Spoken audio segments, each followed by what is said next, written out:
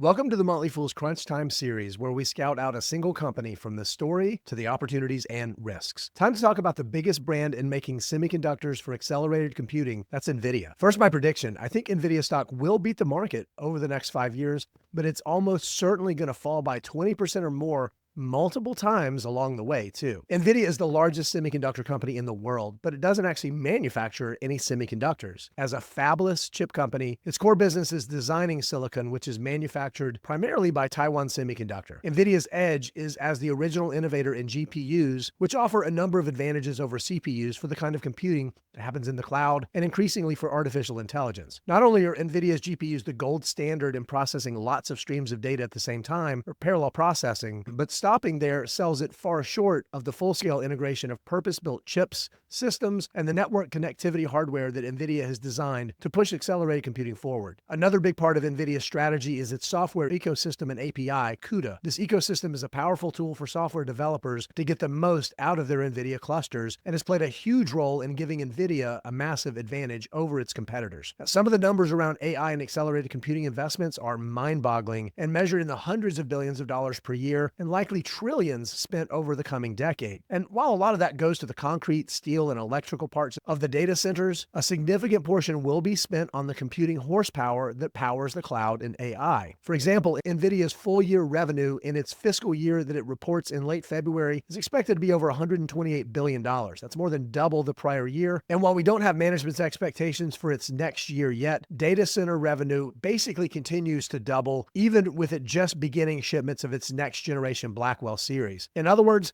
the growth story is not over yet. Now, Nvidia isn't risk-free despite having what may feel like an impenetrable moat over its chip-making competitors in accelerated computing. In the near term, there's some risk that the massive investments in capacity and infrastructure will slow, and that could potentially pull the rug out from under investors if Nvidia's growth rates don't meet expectations and the market resets the valuation. At around 30 times expected next year adjusted earnings, the stock isn't as expensive as you might think, but it's based on some pretty big growth. Now, there's also competitive risk. The biggest lesson from DeepSeek's latest AI was that the developers went below the CUDA programming system to leverage the less capable GPUs that they have access to. This creativity resulted in doing more with less. CUDA is still massively important, but it's a good reminder that moats in tech, they're extremely rare and they require constant innovation to maintain.